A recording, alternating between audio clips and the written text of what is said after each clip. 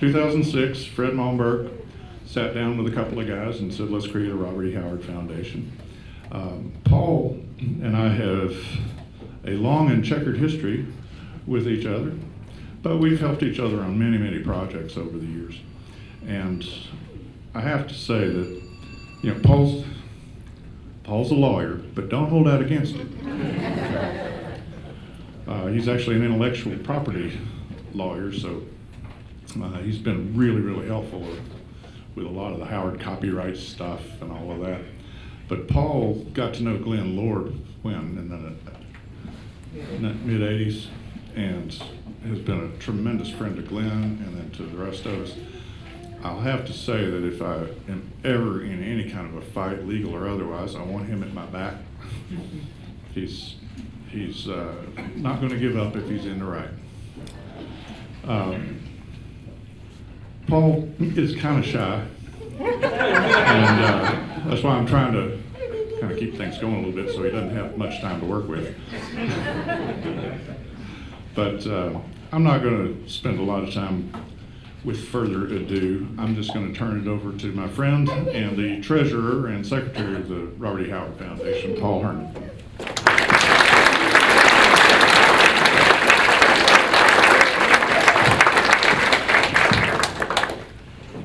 I won't need the microphone tonight because I learned to public speak. I was raised in the Southern Baptist Church. And so when you're raised in a place like that, you don't need a microphone, as he's no doubt. Amen.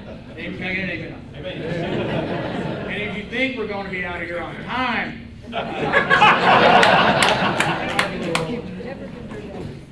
let me take you back to the spring of 1983. It's a beautiful morning. I'm riding down a gravel road in a large full-ton pickup passenger. Beside me driving is a large local person, kind of a cowboy type, because we're in Wyoming. And we're driving down the road, and it's a beautiful day. There's mountains around us, there's beautiful valleys. There's no people. You ever go to the back part of Wyoming, there's no people. It's very empty. But there's lots of nature, there's lots of beauty. Herds of pronghorn antelope beside the road, waving at you as you go by. It's an amazing place to go.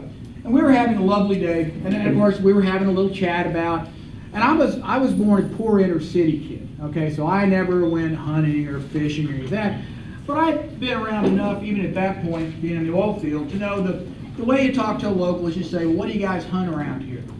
What do you guys draw for? You know, what do you guys, what's in season? And get to talk about it. You know, it's an easy conversation. We're talking about hunting, having a nice time. When he looks up ahead, he says, well, look at that. And I look and I'm like, what is that? He goes, that's a rattlesnake going across the road. I say, oh. And so I assume, you know, I mean, I've never, you know, I don't play with rattlesnakes, and we certainly didn't have them in the poor inner city. But I figured he's going to run this thing down, right? You know, I mean, that doesn't seem crazy to me, you know. But instead he stops.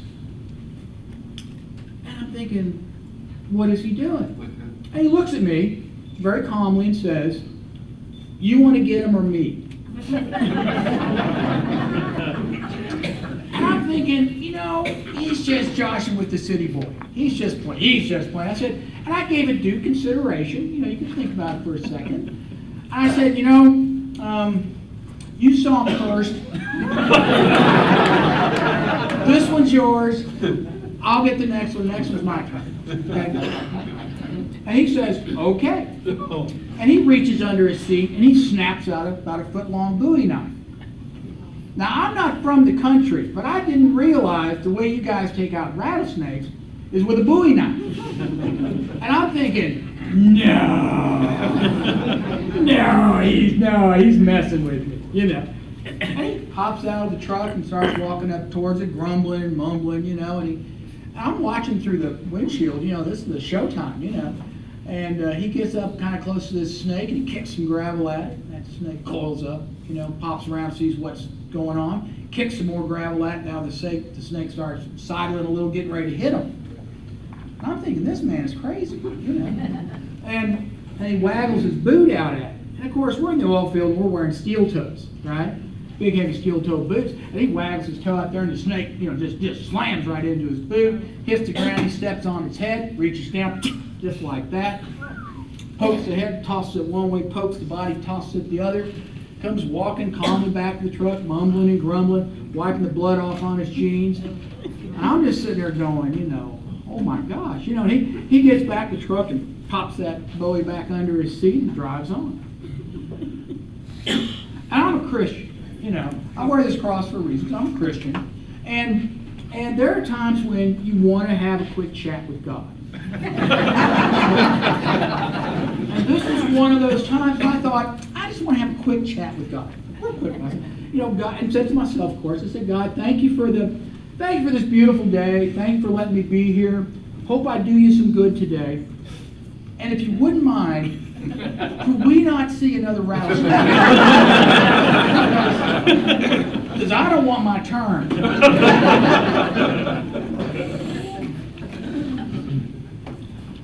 Some people might think it's a little different being a Christian and being a Howard fan, that somehow they think that's incompatible. And I would suggest to you that that's not the case at all. I had the business I work with, the company I work for, recently shut down a Massachusetts office. A couple hundred people said, you have to move to Houston. And there were actually people in this group, grown, adult, mature, intelligent people who said, I will never go to Texas. Texas is full of evil people. And I was like, how did you say that? What were you thinking? Where have you been? And people love short answers to big, complex groups. I said, there's 10 million people, 15 or whatever it is, in Texas. Is there some bad people here? Sure, we got prisons, we got some bad people. There's a lot more good people. I mean, they're all kinds of good people. They got all kinds of looks, all kinds of style, live all kinds of places, do all kinds of things. But there's a lot of good people here. And that's kind of the way it is with the Howard stories. You read, are there bad Howard stories I wish he hadn't written? Yeah. If there's some of the poetry I just would love to burn, yeah. But the bulk of it is really good and has some good points and even has some very Christian aspects to me, because it talks about fighting evil, standing up against evil and the bad in the world. Being a leader to people when they need a leader. Holding to your moral code and not just being part of society, not just doing what everybody else does just because they do it. And those of you who are getting ready to send kids to college, you know what I mean, right? You people send kids to college. You've had this talk with your kids. You don't have, College Station for forever, that county up there, was the highest beer drinking per capita in the entire country. And you have this talk with your kid. You say, you don't have to be like everybody else. Remember what we taught you. Remember what's important. Remember the morals we taught you. You really mean that. You don't have to blend in with everybody else. And let me tell you how all this stuff kind of ties back into Bob. And to me, how the Bob stuff can be inspirational. And I'll give you an example of who was an inspiration too, and that was me. Because I was born in the poor inner city. My parents both came off sharecropper farms. And if you don't know what sharecropper is, go look that up. Okay? They had no money. And during the big move, the urbanization of the 20th century, when most of the population went from being rural to being urban, those first generation people, they had it hard. Because they didn't have a college education, they didn't have marketable skills that had any use in the big city. And so they had to take what kind of jobs they could get. My father was illiterate. He had dyslexia, which back in the 30s they called stupid. Okay? And so he had a really hard time getting jobs and keeping jobs. So we lived a pretty hard life, and we bought our clothes at Salvation Army, and we got whatever food we could get, and we scruffed by. And other people have had hard lives. That's no big deal. People have hard lives. And if you could kind of picture me at say around 11 years old, here I am, the smallest kid in my class, wheezy little asthmatic, wouldn't look in the eye, mumbled when I talked, although I knew what I was saying. Won every award there was to win, academically. Always the last pick for kickball. So I was a smart guy, but what happens to a kid like me? This is a tough neighborhood to come out. There's some bad people. It's a tough place. How tough was it? I'm so glad you asked me. The high school team mascot, the high school mascot, was an ashtray.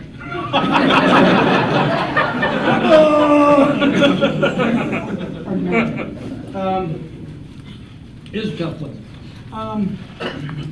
So, and if you go look at your studies of populations and socioeconomic activity, you find things like 80 to 90% of people born into that environment, maybe 90% of people born in that environment, will not escape.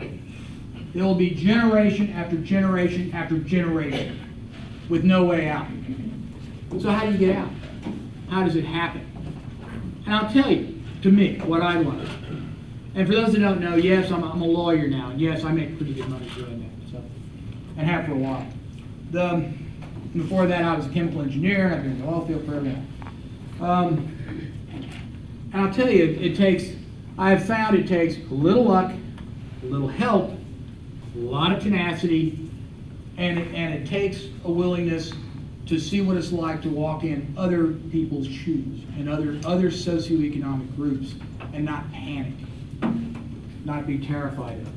Because it's really hard, and it's really hard to shift socioeconomic groups. It's hard on people to do that. It's not an easy thing. It's because the lifestyles are different, the clothes are different, the attitudes are different, everything's different. I mean, there's still a lot the same, but there's still a lot of stuff that's different. So, by the time I'm 11 years old, I'm finishing up 6th grade, and there's this nice oil heiress. I'm not making this up. A nice oil heiress who's young.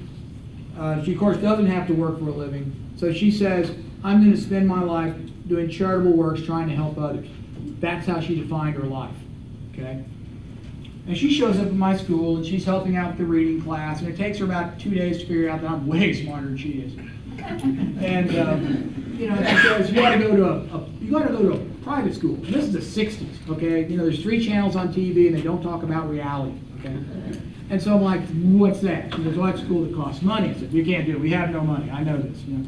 She says, well, we'll get you a scholarship. And I said, well, what's a scholarship? She says, well, somebody else will pay for it. I said, And so she came down, talked to my folks, and they went and tested me in, and it's standardized testing. That's my sport. I pounded those poor people, and so let's do it, And so there was this real shift going from this really poor neighborhood. We never went anywhere. We never saw anything, to going to this neighborhood of old oil money where this campus was. Giant mansions all lined up in a row. Beautiful manicured landscape lawns. Massive oak trees, and a beautiful 8-acre campus just spread down this hillside. It's just gorgeous. And as a kid, I'd get to go to bar mitzvahs or go hang out at somebody's house for a play date kind of thing. And I'd walk in these houses. And I came in I was in a 1,200 square foot little bitty place with no air conditioning. And I walk in one of these houses and I'm like, well, you look at this. And I'm not saying anything first. I'm just looking, but I'm like, there's real artwork on the walls. There's beautiful furnishings. It's just gorgeous. I remember walking through one of them, and I noticed they didn't have a television. And of course, a big television back then was like 19 inches. But they didn't have a television. Or I looked around, there was a little tiny one over in the corner, and so I asked the father, I said, what's with the TV? Where's your big TV? He said, no. He goes, that's the idiot box. He goes, we'll turn that on when we want to see the news. Other than that, I got better things to do. I was like, oh, okay. That was an interesting thought. But I went through 6 years of this, and it was an interesting time. People would occasionally ask me to pick a lock. When I was 12 years old, they asked me to pick, and they weren't making a scene, they weren't trying to play a joke, they were completely serious. Because you're a poor kid, you're a thief, you know how to steal stuff. They asked me when I was 13 to hotwire the bus. They were sure I couldn't drive a car. They're like, well, sure, you're a poor kid, you can hotwire a bus. I'm like, no, I can't hotwire a bus. And the clothes, oh my God, I had to wear a coat and tie and slacks every day, which meant I had to learn how to tie a tie with nobody showing me. That was a lovely learning curve. And there's this thing apparently called fashion. Because when I'm in the old neighborhood, you wear a white t-shirt, jeans, and Chuck Taylor tennis shoes. That is what everybody wore. That was a simple thing. That didn't work here. There's colors and patterns and all these things that I don't know anything about. I learned about the hard way. But mostly they left me alone, and I did my time, and I tried to get through there. And by the time I was going to show you a picture of me at 18 when I had this head of hair down to here and weighed about 120 pounds, a little skinny guy, still one of the smallest kids in the class. And like most teenagers, I was pretty angst-ridden. I wasn't happy. I'd nearly killed myself 2 or 3 times in a car because I would do crazy stuff in the car. I'm much better now. I used to be a scary guy. driving the car. It wasn't right. And the problem was, and in this school, this is a pretty small school, kind of a 2A size school. We had 72 students. They had a token black, a token Hispanic, a token Asian, and a token poor white trash. And you could tell that there were a lot of things I didn't fit in with. They put a sign up saying, hey, we're all going to go skiing in Switzerland. Over the holiday, it's $8,000 sign up here. There was a lot of things like that. And I wasn't, not just that I wasn't part of the team, but you could tell that most people looked at me and said, he's not quite there. He's not quite human. He's not quite good enough. He's not quite, and really it was kind of, he's not quite human. Okay? He's not as good as us. He's always flawed and damaged. And I mean, in this school, it was great, because you go to the school, and there's all these rich kids. There's kids there named Phillips, as in oil. There's kids there named Helmer, as in Helmer and Payne. There's kids there named Williams Company. There's enormous money at this school. It's just spectacular to see the money. But they had all the same problems. The kids are doing drugs. The kids are doing booze. The kids are getting beat by their parents, and we know who they are. They're having social issues. They can't get along with their peers. They're getting in fights.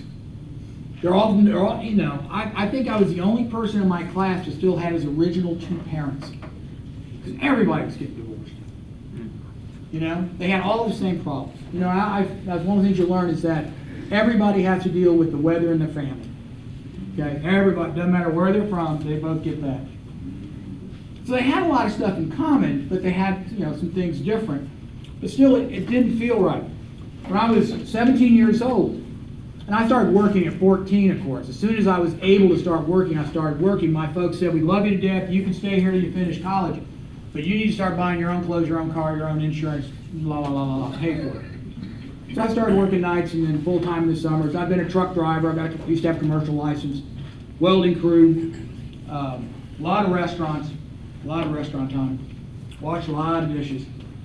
And I went to a party with some of my crew from one of the restaurants. And one of the other guys at the party, who I knew, come up to me and he said, and he knew I read a lot. Everybody knew I was a huge reader. I used to literally, in the summertime when I was a kid, I would walk from 3 miles to downtown Tulsa to go to the library to get an armload of books and bring them back home for a week. I really did. It wasn't both ways uphill in the snow or anything, but yeah, it was a good walk. I read the Encyclopedia Britannica end to end when I was 8. So I needed something to read, and it was there. No video games. What would happen if I had video games, right? And they handed me this book, and I looked at the book, and it's a little paperback, and I said, what's this? It says, it's Conan. I said, what's Conan? He says, and I looked at the cover, and it's, big tough guy with a sword stuck down, a pile full of skulls of some babe hanging off his leg. And I'm thinking, I've never read anything like this. I'm like, what is this? He says, it's good. It's really good. Read it. I said, okay. I popped it open. I read the first paragraph, and I grabbed somebody. And I read, I went to a prep school. We didn't just read all the classics. We read all the classics and all sorts of other stuff. I hated it. I hated it. You know what? I hate when they give you books that are supposed to make you feel bad for the poor kid when you're the poor kid sitting in the room. Okay? I'm already feeling bad about that. I don't need you reminding me. Thank you. I know what it's like to have pain and suffering and unhappiness. I got that. I don't need another book about it. Thank you. I don't need that. Hated all that stuff. And I read this thing. I read the first paragraph. I grabbed somebody and said, listen to this. And I read him the first paragraph. It was the most amazing thing I'd ever read. In 100 words, it set up the whole story. The language was poetic. The style was impressive. I was just stunned at how good this was. I'd never read anything like it. And I read the rest of it, and I read the rest of the book, and I said, that's my book. I kept the book. And and the world inverted. The epiphany happened. My life changed. And it changed because the Conan stories suggested things I had never had anyone suggest to me in my life up to that point. All that education, all those great books, no one ever told me something useful like this. Conan is the barbarian from the north. And I was, of course, the barbarian from North Tulsa, which is where all the poor people live, which was just way too cool to pass up. But his stories, he's always somewhere else. He's never at home. He's walking through somebody else's society. He's the barbarian walking through a society. And you know what? He doesn't care. It doesn't bother him. He's more than happy with who he is. He's proud of who he is. He realizes his differences and he embraces his differences. He doesn't have to be like everybody else. Okay? And that's what, and it never fails to happen in the stories. Those differences are what give him the ability to solve the problem, whatever it is. That the society steps into has some kind of evil, some kind of issue that they can't deal with because they just accept it because they're the society. Society, everybody does the same thing. Nobody challenges. Nobody stands up and says that's wrong. Conan's big on having a very strong moral compass. Now maybe his isn't exactly yours and mine, but he does have a real strong moral compass.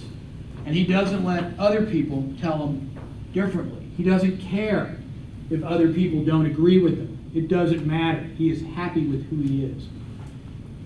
And being the barbarian inevitably gives him the advantage. And that just blew me away. It never occurred to me that I might not be the lesser person, that I might actually have the advantage. No one had ever suggested anything crazy like that. That maybe it's okay to be different. Maybe it's okay to not be like the rest of them. Maybe it's okay to not have that same background. I'm still okay. And that was it. Poof, I was done. I was happy. I knew who I was. And I suddenly decided I'll be who I want to be. And that's the way life's going to be. And if people don't like it, that's okay. You know, when I come to Cross Plains, if somebody doesn't like me coming in and being a Christian and they don't like it, I don't care. Somebody comes in, I come in here and they go, oh, we don't like Howard fans. I don't care. You know, I don't build my life. I don't build my life on other people's approval. You know, I want to make God happy. You know, if I keep the wife happy, that's a good choice. You know? but other than that, yeah, I live my life the way I think is correct, and not everybody's going to like that. Some people are going to be really irritated with it because I do things the way I think I ought to do them. And you know, that's a shame. Too bad. So, with that happening, I went on to college. I got a degree in chemical engineering, got into the oil field in 1980 before I even finished school. Took martial arts, started building myself up. So, like I said, when I graduated, I weighed 125 pounds. When I finished college, I was 40 pounds heavier. You know, all upper. You know, I had hair then too. It was really nice. That, you know, you can only do so much. You only do so much. And so I lived an enjoyable life ever after. You know, I'm getting in my late 50s now, and it has been a wonderful life. Because I don't worry about what other people think of me. You know, if they don't have to like it, that's okay. I'm going to be the person I want to be, and hopefully that God wants me to be. But I'm going to be me. And I found that to be a great way to live. And so I did my time in the oil field. I, you know, had a couple explosions, a couple kidnapping attempts. Decided maybe that wasn't as much fun as it used to be after 10 years. Went off back to law school, got a degree, went back in the oil field, 20 years in lawyering. And it's been a good life.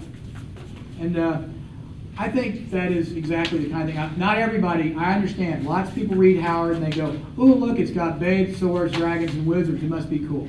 Okay, that's fine. Everybody gets what they want out of it. Okay, I realize it may not hit everybody. But I hope you get the point that sometimes Howard's writing really is inspirational. And we can bring in artists, and we can bring in authors, and we can bring in all kinds of people who will second that point. And two, don't underestimate the poor kid. Okay? Don't underestimate the potential of the poor kid. Okay? One last thing, and I will close. When I was in high school, every month they'd bring in somebody to give a motivational speech. All sorts of people. I don't remember any of them, except for one. One. Gloria Swanson. Gloria Swanson, the silent film star. Gloria, and she comes, and I didn't know who she was. And if you ever get a chance to read her biography, she is an amazing person. She came, and at this point, it's the mid-70s. She's probably 5 years from dying. She's in her 70s already. She comes rolling through the crowd, walking smoothly, gliding up through the cloud, wearing a nice gown, silver hair done. She's relaxed. She's smiling. This woman is happy. You can just feel it coming off of her, that this is a person who is happy with herself and happy with her life. And she gets up there and she tells us a little about her life, and she wants to try and impart some knowledge to us. And among the things she said, have some passion in life. Have something you care about that makes you excited. Don't just work for the money. Don't just work because you have. Don't just live your life to get by. Have something you care about. Don't worry what other people think about it. Okay? It's not their business, it's your business. Have some passion. And that's the way I live my life. I have God, I have my family, I have my cars, and I have my Howard stuff. And those are my passions, and I think my life is better for it. Thank you.